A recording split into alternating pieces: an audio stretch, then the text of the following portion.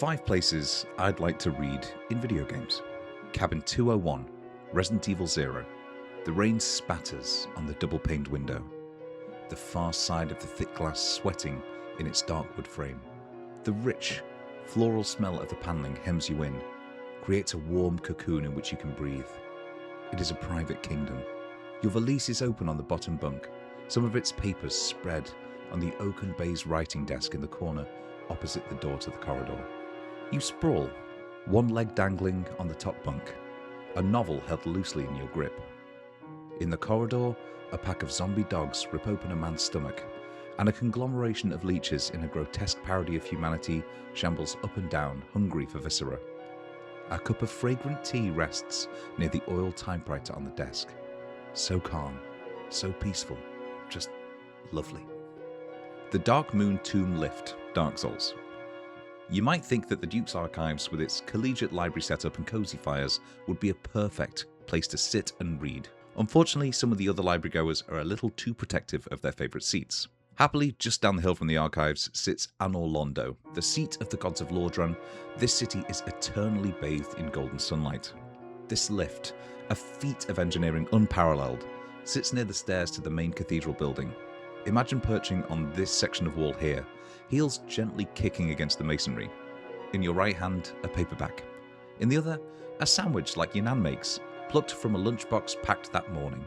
It might be breezy, and you'll need to keep an eye on these batwing demons, but you can't deny it's a beautiful location to sit and read. That said, the sun in Anor Londo is an illusion created to perpetuate belief in absent gods, so you might end up straining your eyes a bit. I did that in high school and I wear glasses now, so think on. Clocktown Milk Bar, Majora's Mask. Not to get too heavy, but reading can be an escape. The warm embrace of a novel can be a shield against anxiety or panic, or some sort of glowing blue skull that prevents you from drawing your sword. Maybe even from a global catastrophe. Majora's Mask is ultimately about what people would do in the face of imminent and seemingly unavoidable destruction. Some retreat into comforting old habits. Others put on a brave face until the very end. Others rage against the unfairness of the situation. Yet others choose to spend their final moments peacefully in familiar surroundings. And the Milk Bar in East Clocktown is certainly that. Dark, comfortable, companionable. Like the bar from Cheers, whose name scientists might one day discover, this is where you can come to sit and dim yourself, to become a single comfortable point amid the chaos of the world. Yes, it's a bit dark, and the live music and weeping clientele can be distracting, but if you need some place to detach from the world to read, the Milk Bar is it. Plus you can get tanked on some high quality milk from the nearby Romani Ranch. Promise Mascot HQ, Promise Mascot Agency. Kazumaki might be a dying coastal community, but there's a certain kind of beauty in that decay. Nature is reclaiming the far corners of the promontory, and there are boarded up businesses everywhere living history. It's melancholy, yes, but it's peaceful. And who knows, maybe if you put enough effort into revitalizing this ex-mining town, it will come back to life somewhat, like blowing on barely there embers. You can, by the way, that's the entire point of the game. By rebuilding the Promised Mascot Agency, you can bring life back to Kazumaki and each of its towns and villages.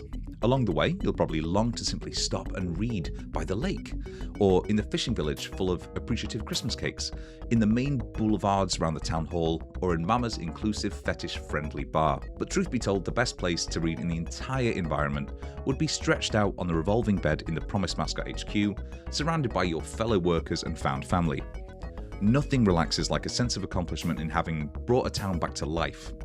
You still have to pay off that 12 billion yen, yeah, but everyone deserves a bit of downtime. The Plough and Furrow, Bewley, the excavation of Hobbs Barrow. Some people don't like to go to the cinema on their own. These people are cowards, afraid of their own power. Similarly, many people have strong opinions about taking a book to the pub. Pubs, after all, are where you drink until it's time to have an encounter with another patron, or to show strangers the x-ray your friend had to have taken when he stuck a Russian nesting doll up himself. If that last one seems needlessly specific, a friendly stranger showed me that exact x-ray in the ship pub East Tilbury, and fair play, it was right up there. The Plough and Furrow is a respite from the oppressive small-town atmosphere of Victorian-era Bewley. Outside, unfriendly locals tell you to bugger off and that there's no air for you, lass. That said, they do that in the pub too, but at least you can sit by the fire. Our protagonist, Thomasina Bateman, played in the film adaptation by Hayley Atwell, at least in my mind, sits there at one point, and it's explicitly the high point of her time in the village on the moors. There is an ineffable satisfaction from sitting back in a corner booth with a cold pint and just letting the pub and its X-ray toting denizens fall away into the far distance. Plus, whenever you want to hear people arguing about Brexit or a new railway, or showing each other evidence of invasive amateur medical procedures, you can do that too.